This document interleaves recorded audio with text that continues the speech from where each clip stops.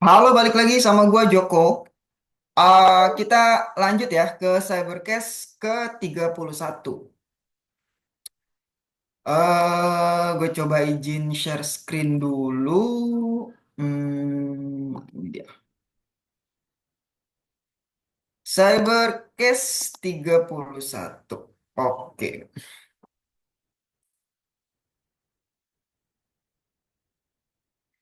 Di Cybercase ke 31 ini, judul alertnya adalah SMB Data Segmented Across TCP Evasion Attack. Secara sederhana ini ada data tersegmentasi yang melewati TCP untuk menghindari deteksi gitu ya, attack ya. Dan itu adalah konteksnya adalah SMB. Nah, alert ini masih muncul dari SIM yaitu Wazoo. Kita coba lihat ya. Ini alertnya. Dan ternyata source dari IP-nya itu malicious. Secara sederhana, alert tersebut menunjukkan adanya deteksi aktivitas jaringan yang mencurigakan berupa SMB, Data Segmented Across TCP Evasion Attack, yaitu pola lalu lintas yang mengindikasikan kemungkinan upaya penyamaran atau pengelabuan, evasion ya tadi ya, pengelabuan, jadi supaya tidak terdeteksi, dengan cara memecah atau menyegmentasi data SMB agar tidak mudah dikenali oleh sistem keamanan. Pada kejadian ini terlihat komunikasi dari alamat IP sumber 198.7456.135 melalui port 40571 menuju alamat IP tujuan.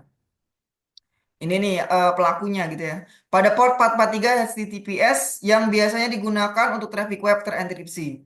Kombinasi SMB relate signature yang muncul di jalur koneksi HTTPS ini dapat menjadi indikasi bahwa ada percobaan teknik penyelundupan. Walaupun ini dikirim lewat HTTPS gitu ya. Tetapi memang di sini ada indikasi bahwa ada percobaan teknik penyelundupan atau penyamaran protokol. Sehingga sistem keamanan menandainya sebagai potensi ancaman untuk dianalisis lebih lanjut. Ini potensi keamanan yang lebih lanjut gitu ya. Nah, apa sih yang dimaksud dengan data segmented gitu? Ya, itu adalah data besar yang dipecah menjadi bagian-bagian kecil, segmen, sebelum dikirim lewat jaringan. Jadi gini. Misal kita punya data 1 GB. Nggak mungkin dong 1 GB kita kirim langsung blok dalam satu waktu gitu ya. Nah, 1 GB itu perlu dipecah menjadi data-data yang lebih kecil. Misalnya 1 MB, 1 MB ya. Sehingga nanti terkumpul menjadi 1 GB. Itulah yang disebut dengan segmented. Data segmented. Jadi datanya di segmen, dikirim per bagian-bagian. Kalau contoh sederhana misalnya kayak seperti kita mau melakukan transfer nih, transfer dana. Dananya besar misalnya 1 triliun. Kemungkinan kita nggak bisa kirim langsung 1 triliun. Misalnya katakanlah 1 miliar per 1 miliar gitu. Atau 100 juta per 100 juta gitu. Nah, itu akan membutuhkan waktu yang cukup lama juga ya. Atau per 100 juta, per 500 juta misalnya gitu. Nah, seperti itu contohnya. Kita coba lihat nih segmentation in computernya. Penjelasan segmentasi dalam jaringan komputernya. Segmentasi adalah proses penting dalam jaringan komputer yang melibatkan pembagian paket data besar. Di sini paket data besar menjadi unit-unit yang lebih kecil yang disebut segmen. Segmen-segmen ini lebih mudah dikelola dan ditransmisikan melalui jaringan. Mari kita bahas ya mengenai segmentasi itu. Kenapa sih segmentasi diperlukan? Ya, transfer data yang efisien. Segmentasi memungkinkan transfer data yang lebih efisien dengan memecah paket besar menjadi segmen yang lebih kecil. Hal ini membantu mengurangi kemungkinan kehilangan atau kerusakan data selama transmisi. Manajemen kemacetan jaringan. Paket data berukuran besar dapat menyebabkan kemacetan jaringan ya jelas ya. Karena kan ada bandwidth ya. Ada ukuran band. Ketika ukuran bandnya itu dipakai semua, ya macet datanya. Segmentasi membantu mengelola lalu lintas jaringan secara lebih efektif dengan memecah data menjadi segmen yang lebih kecil dan lebih mudah dikelola. Ketiga adalah kompatibilitas dengan protokol jaringan. Banyak protokol jaringan memiliki batasan pada ukuran maksimum paket data. Nah, ini juga. yang dapat mereka tangani. Segmentasi ini memastikan bahwa paket data memenuhi persyaratan protokol ini. Jadi banyak protokol-protokol yang dia mungkin hanya mengizinkan berapa megabyte sekali kirim, itu dia.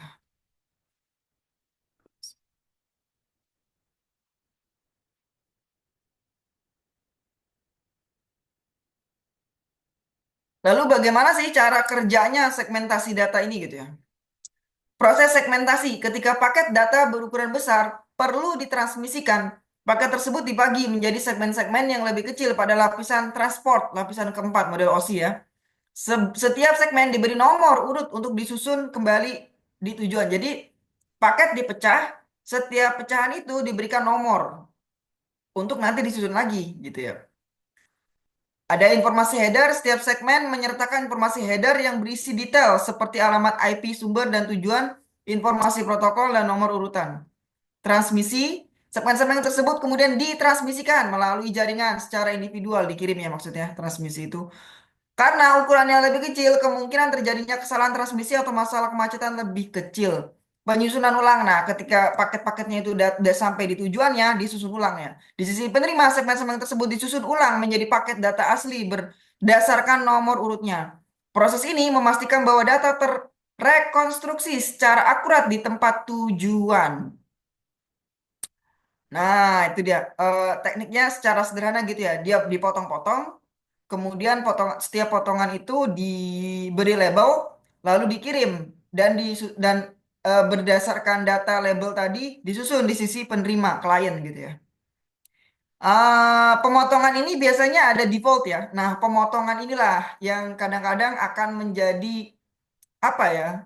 Indikasi tertentu bahwa ini tuh data apa sih gitu. Sehingga menyebabkan terjadinya kebocoran, possible terjadinya kebocoran data. Nanti kita bahas lebih lanjut ya. Oke, nah ini adalah lognya, timestamp di 2026 Mei tanggal 3. Ya. SMB data segmented across TCP evasion attack. Oke, ini masuk kategori severity-nya low karena tadi ya dikirimnya lewat HTTPS port 443. Padahal kalau SMB itu kan portnya berbeda ya. Nanti kita akan lihat SMB portnya berapa. Oke. Berdasarkan keseluruhan data log, firewall mendeteksi adanya traffic dari IP eksternal 198.7456.153 United States menuju server internal Indonesia melalui port 443 atau TCP, di mana traffic tersebut teridentifikasi sebagai aplikasi SMB. Oke. MS, DS, SMB base yang berjalan secara tidak normal karena menggunakan teknik segmentasi data TCP segmentation untuk menghindari deteksi evasion. Aktivitas ini dikategorikan sebagai protokol anomali dengan tipe vulnerability atau threat, ancaman ya. Terjadi dalam arah client to server, outside to ke inside, melewati rule internet to cloud NG, serta terdeteksi berulang sebanyak 102 kali yang mengindikasikan adanya aktivitas scanning atau probing, aktivitas dari pihak eksternal yang mencoba mengeksploitasi atau mengeksplorasi atau mengeksploitasi potensi celah pada layanan di server tujuan. Meskipun saat ini masih diklasifikasikan dengan tingkat keparahan low atau rendah. Nah, di sini nih kita akan bahas. SMB itu apa sih sebenarnya? Kayaknya sebelum ini, di case sebelumnya itu kita pernah ngebahas mengenai SMB juga ya. Di SMTP deh. Gue lupa, kayaknya sih ada deh. Boleh dicek tuh satu-satu ya. SMB adalah singkatan dari Server Message Block, ya, yaitu protokol jaringan yang digunakan untuk berbagi file, printer, dan resource lain antar komputer dalam satu jaringan. SMB ini bisa dikatakan tulang punggung ya, tulang punggung dari apa pengiriman file gitu ya. Nah, kita coba lihat lebih detail mengenai apa itu SMB gitu ya. Nah, apa itu protokol SMB? Server Message Block. Bagaimana cara kerjanya? Protokol Server Message Block SMB adalah protokol komunikasi client server yang digunakan untuk berbagi akses ke file, printer, port, serial, dan sumber daya lainnya di jaringan. Protokol ini juga dapat membawa protokol transaksi untuk komunikasi antar proses. Gitu. Nah, ini sejarahnya sedikit ya. Sekelompok orang di IBM mengembangkan protokol SMB pada tahun 1980-an. Protokol ini kemudian menghasilkan berbagai varian yang juga dikenal sebagai dialek untuk memenuhi kebutuhan jaringan yang terus berkembang selama bertahun-tahun. Sepanjang waktu itu, SMB telah diimplementasikan secara luas dan terus menjadi salah satu solusi paling populer untuk berbagi file di tempat kerja. Di sini ada nggak ya? SMB, SMB,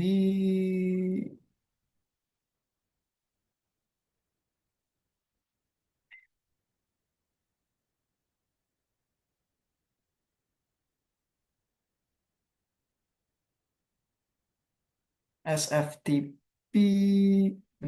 Oh, nggak ada ya. Oke, lanjut. Kita mau ngelihat em,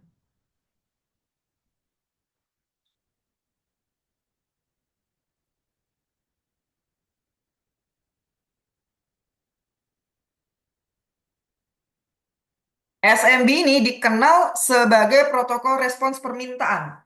Protokol SMB adalah salah satu metode paling umum yang digunakan untuk komunikasi jaringan. Dalam model ini, serangkaian pesan permintaan respons digunakan untuk memulai dan memfasilitasi komunikasi antar perangkat pada jaringan komputer. Klien mengirimkan permintaan SMB ke server untuk memulai koneksi. Ketika server menerima permintaan tersebut, server mengirimkan respons SMB kembali ke klien, membangun saluran komunikasi yang diperlukan untuk percakapan dua arah. Setelah diberikan akses, klien dapat mengakses sumber daya yang dibutuhkan untuk pembaca, menulis, mengeksekusi, dan sebagainya. Karena server jaringan memiliki sumber daya yang dibagi dengan satu atau lebih klien, protokol ini juga dikenal sebagai protokol server klien.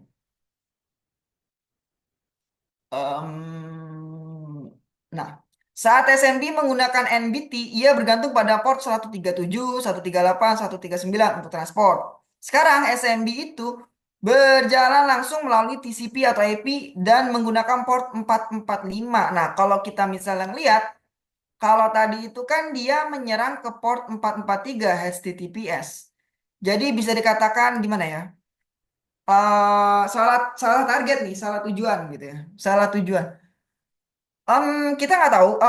Kemungkinan besar si firewall itu melakukan sinkhole atau mengarahkan dia bukan ke 445 tapi ke 443. Kemudian itu men-trigger untuk munculnya alert di SIM. Nah, sebagai tanda apa bahwa ada ada percobaan serangan SMB nih. Nah, karena kita tahu ada percobaan itu, nah kita perlu siap-siap nih apakah SMB kita itu rentan atau tidak secara sederhana seperti itu ya.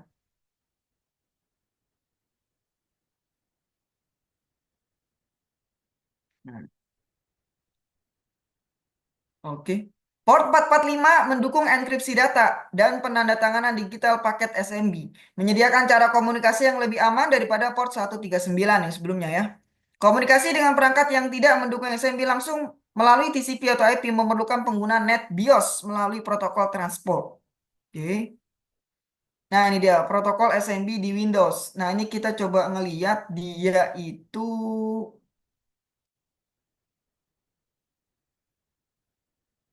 2000. Nah, ada perkembangan ya. Protokol SMB server klien Windows Server 2012 dan versi baru lebih baru menyatakan fitur SMB 3.0. Nah, SMB itu ada versi satu ya. Yang mana versi satu itu bisa dieksploit dengan Metasploit gitu ya. Protokol SMB 3 juga dapat digunakan untuk menyimpan file mesin virtual oleh server file mandiri dan server file tercluster.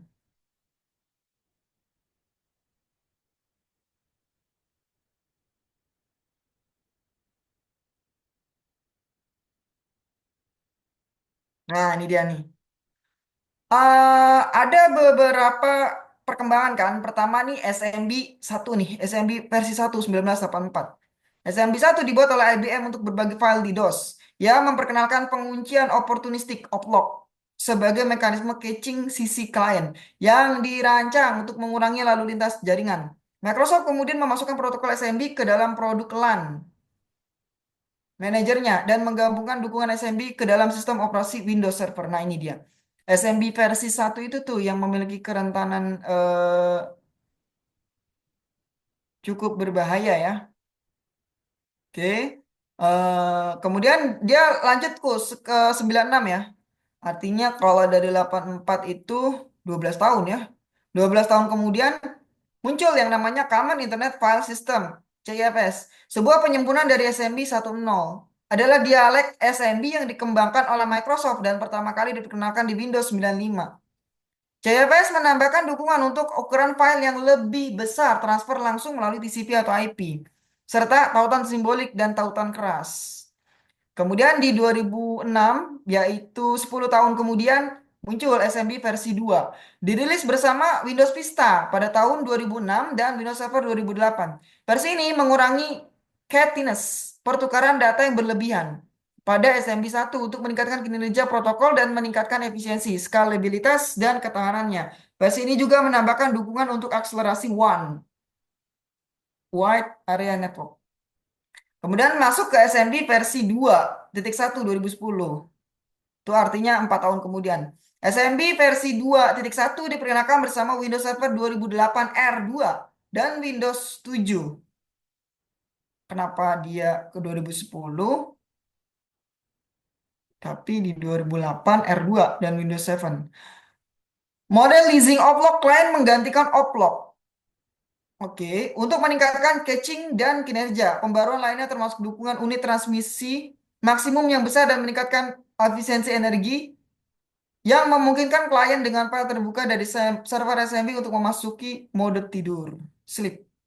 Oke. Nah, kemudian di 2012, yaitu 2 tahun setelahnya, SMB dikembangkan lagi menjadi versi 3. Pertama kali diperkenalkan di Windows 8 dan Windows Server 2012. Nah, ini baru nih. Versi ini menambahkan beberapa peningkatan signifikan untuk peningkatan ketersediaan kinerja, pencanangan, keamanan, dan manajemen. Fitur baru yang patut diperhatikan termasuk SMB multi-channel, SMB Direct, Transparent Failover, Access Client, dukungan remote, volume, shadow copy service, SMB encryption, dan banyak lagi. Kemudian 2 tahun lagi muncul lagi SMB versi 3.0.2 2014. SMB 3.0.2 diperkenalkan di Windows 8.1 dan Windows Server 2012 R2. Oke. Oh, R2. Ya, ya, ya. Versi ini menyertakan pembaruan kinerja dan kemampuan untuk menonaktifkan dukungan CIFS atau SMB 1.0. Nah, ini dia. Menonaktifkan dukungan CIFS atau SMB 1.0 nih. Di sini nih ada kelemahan kerentanan yang bisa dieksploitasi nih. Termasuk penghapusan biner terkait. Fitur lainnya termasuk dukungan copy file SRV, copy chunk melalui SMB, peningkatan kinerja untuk beban kerja input-output kecil, dan penyeimbangan ulang otomatis klien server file skala besar. Dan terakhir di 2015, 1 tahun selanjutnya, ada SMB versi 3.1.1. Dirilis bersama Windows 10 dan Windows Server 2016. Versi ini menambahkan dukungan untuk enkripsi tingkat lanjut, integritas pra-autentikasi untuk mencegah serangan MITM atau man in the middle, dan cluster dialek fetching di antara pembaruan lainnya. Fitur tambahan termasuk caching directory, peningkatan cluster bergulir, dan dukungan klien langsung.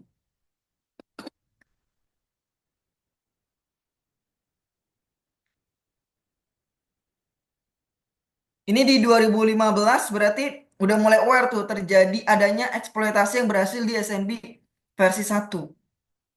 Kira-kira gitu ya. Oke, nah SMB itu dari nah, ada perbandingan nih ada CFS, NMS dan SMB. Ada Common Internet File System, Network File System, dan Server Message Block. Ini buatannya Microsoft yang disebut sebagai SMB versi 1 ya. Ini Sun Microsystem, ini IBM.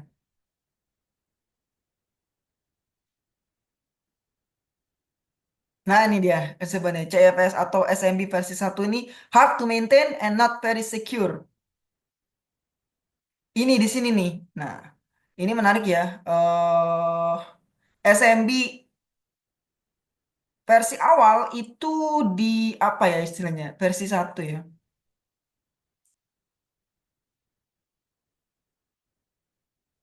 di apa ya, diubah nih sama si Microsoft namanya CFS.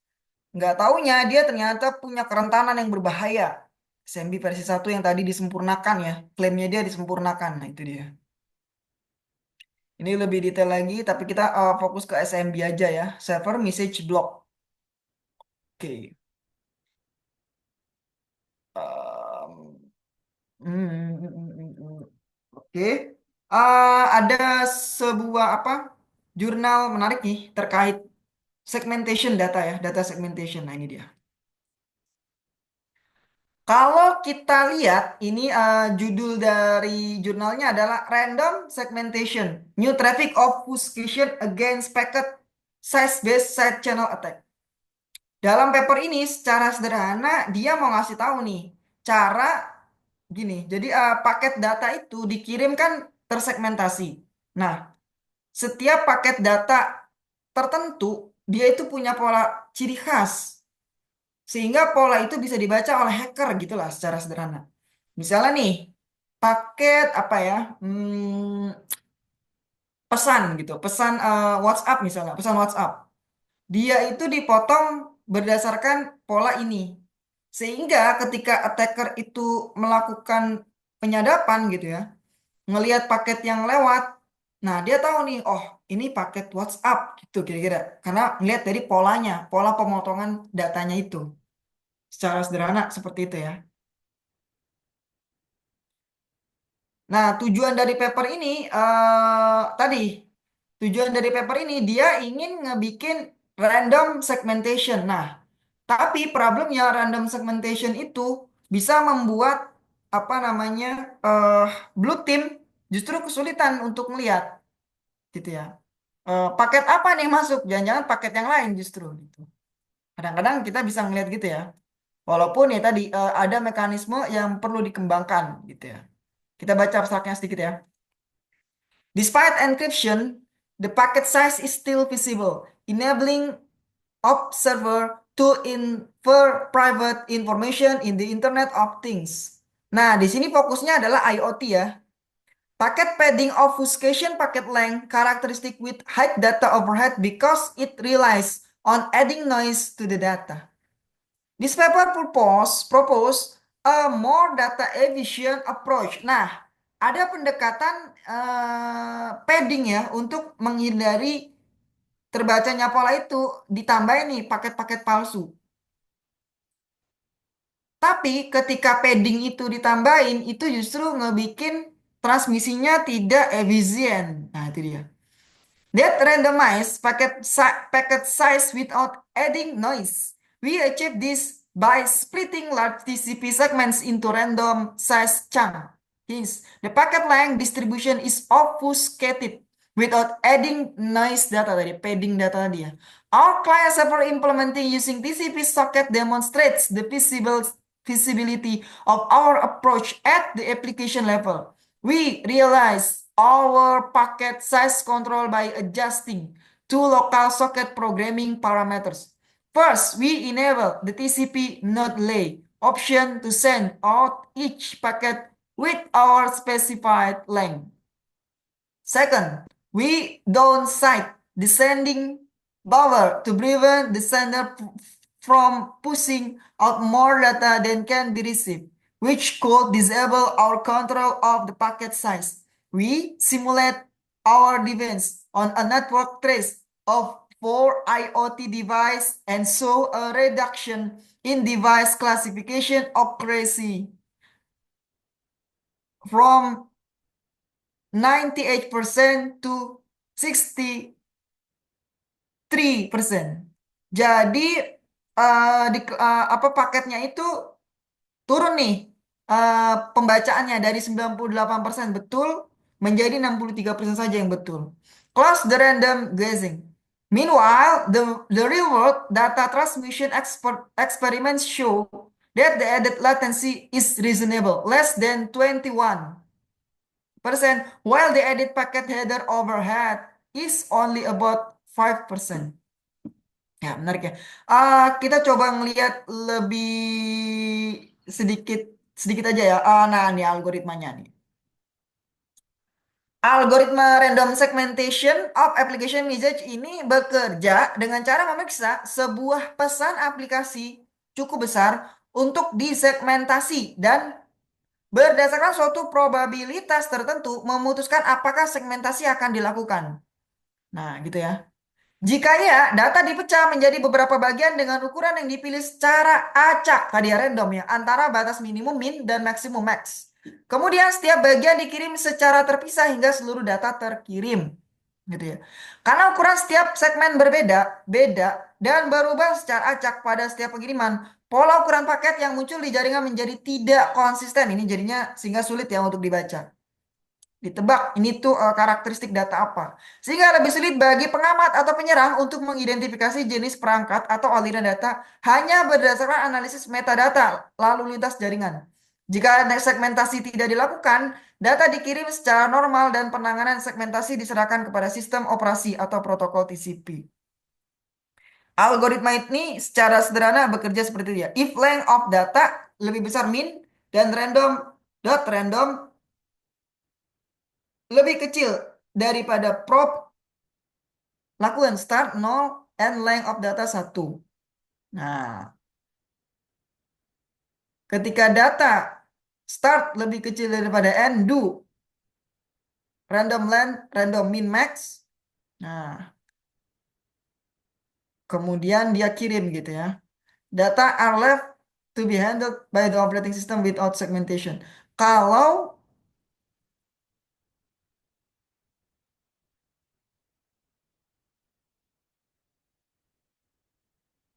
kalau datanya itu tidak dilakukan segmentasi, ya dia di-handle oleh sistem operating system ya. Gitu. Itu secara sederhana gitu.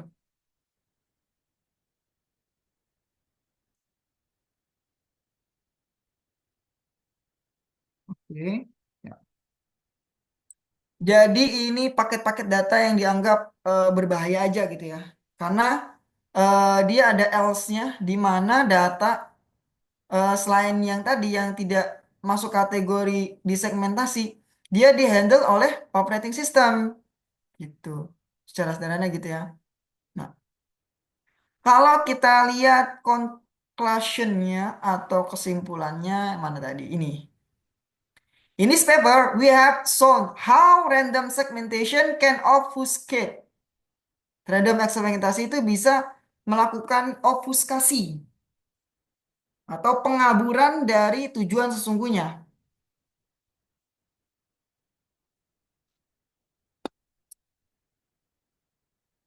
As is the case with packet padding. The proposed approach enables network device to send application message through random size segments and pass them to the network layer for immediate transmission. Therefore, the observed traffic at and above the network layer is randomized, depending against both in-network and out network observer. The technique has been tested on a client machine connected to a remote server, and the result demonstrate the effectiveness of our device with a reasonable time overhead under 21%. Okay. For future work, we seek to make our device accommodate the heterogeneity in the IoT environment. Nah, untuk di tahap selanjutnya dia mau bikin apa namanya perangkat IoT supaya lebih adaptable. Jadi algoritmanya ini lebih adaptable terhadap perangkat IoT tertentu gitu. The adjustable parameter in our code allow the defender to choose the suitable obfuscation level to achieve sufficient randomness with fewer splitting operations. Choose our defense system lack an adaptive functionality to adjust its parameters based on the device traffic intensity and specific hardware. To this end, we aim to present an optimization model to enable our system to dynamically choose the optimum parameters that yield astonishingly less overhead with maximum privacy protection. Nah, memang terkait random segmentation ini, dia akan memberikan privacy yang lebih tinggi tadi ya. Ya. Secara sederhana, paper ini mau menyampaikan yang tadi gue sebutin di awal, bahwa kalau kita melakukan apa segmentasi secara random, itu akan lebih sulit kalau adanya MITM atau man in the middle untuk ngelakuin apa? Untuk ngelakuin eh, ngeliat nih ini flow data apa, sehingga ketika dia tahu ini flow data apa, dia bisa melakukan exploit nanti di sana. Itu dia. Tujuannya adalah itu. Oke, itu adalah cybercase kita, cybercase ke-31. Judulnya adalah SMB Data Segmented Across TCP Evasion Attack. Sebenarnya ada banyak yang bisa kita ulik dari SMB ini karena dia adalah bisa dikatakan salah satu protokol tulang punggung untuk berbagi data gitu ya, berbagi data. Oke, gue kira sampai sini dulu cybercase kita, yaitu cybercase ke-31. Kalau misalnya, sorry, kalau seandainya ada penjelasan gue yang mungkin keliru dari ini, dari SMB Data Segmented Across TCP Evasion Attack, boleh banget di apa revisi gitu ya di komen. Kita nanti insya Allah lanjut lagi ke cybercase ke terakhir ya, 32.